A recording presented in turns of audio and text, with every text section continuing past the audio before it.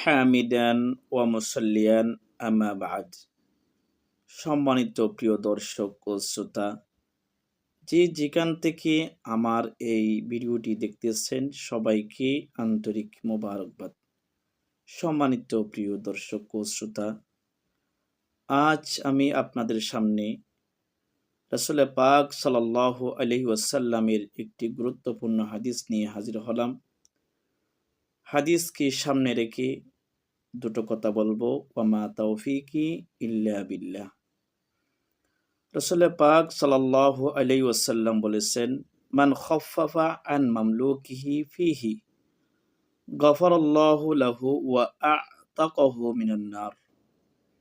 হাদিসটির অর্থ হচ্ছে এই, নবীজি সাল্লাল্লাহু আলাইহি ওয়াসাল্লাম বলেছেন, যেই ব্যক্তি পবিত্র রমাদানুল মুবারক মাসে নিজের গোলাম কিংবা খাদেম কিংবা কর্মচারী তাদের বোঝা হালকা করিয়ে দেয়, রাসূল পাক সাল্লাল্লাহু আলাইহি ওয়াসাল্লাম তাদের জন্য দুটো পুরস্কারের কথা উল্লেখ করেছেন। রাসূল পাক সাল্লাল্লাহু আলাইহি ওয়াসাল্লাম তাদের জন্য দুইটি পুরস্কারের কথা উল্লেখ করেছেন। নাম্বার 1, রাসূল সাল্লাল্লাহু আলাইহি ওয়াসাল্লাম বলেছেন, ফিহি গফারাল্লাহু লাহু। 1 নাম্বার, অধীনস্থ মালিকের গুনাহগুলোকে আল্লাহ রাব্বুল আলামিন ক্ষমা করে দিবেন। সুবহানাল্লাহ। 2 নম্বর পুরস্কার হচ্ছে ওয়া আ'তাকাহু মিনান নার। কর্মচারীর মালিকের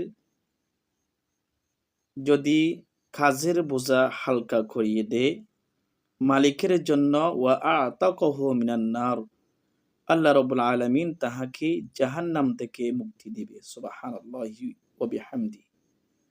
সম্মানিত প্রিয় দর্শক, এই হাদিসের মধ্যে আমরা বুঝতে পারলাম, কারো অধীনস্থ যদি কেউ কাজ করে, অর্থাৎ গোলামি করে বা কাজ কর্ম চাকরি করে, রাসূলের ভাষ্যমত আপনি যদি মালিক হিসাবে তাকে কিছু কাজের বোঝা কমাইয়া দেন বা হালকা করে দেন, রাসূল বলেছেন আপনার জন্য 2টি পুরস্কার। 1 নাম্বার হচ্ছে আপনার গুনাহগুলোকে আল্লাহ রাব্বুল আলামিন ক্ষমা করে দিবে। 2 নাম্বার পুরস্কার হচ্ছে জাহান্নামের আযাব থেকে আল্লাহ রাব্বুল আলামিন আপনাকে মুক্তি দিবে। সম্মানিত প্রিয় দর্শক, মনে করেন কোনো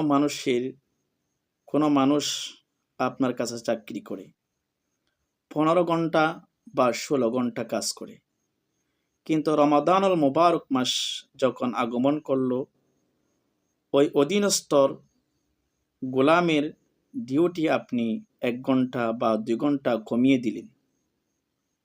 এটার কারণে আল্লাহ রাব্বুল আলামিন আপনাকে ক্ষমা করে দিবে, জাহান্নামের আগুন থেকে মুক্তি দিবে। তাহলে আবার তার মানে হচ্ছে এই না, 1 ঘন্টা যখন আমি কাজের চাপ হালকা করে দেব, তার থেকে আমি 100 টাকা বা 200 টাকা 500 টাকা আমি কেটে রাখবো, এরকম না। অর্থাৎ আপনি কাজের চাপ তাকে হালকা করে দিবেন, কিন্তু তাকে পুরা দিনের টাকা বা পারিশ্রমিক তাকে দিয়ে দিতেই হবে। রাসূল পাক সাল্লাল্লাহু আলাইহি ওয়াসাল্লাম অন্য হাদিসের মধ্যে বলেছেন, তোমরা তোমাদের অধীনস্থ যারা কাজ করবে তাদের গাম শুকানোর পূর্বে, তাদের গায়ের গাম শুকানোর পূর্বে তাদের মজুরি, তাদের টাকা তোমরা তাদের কাছে পৌঁছিয়ে দাও।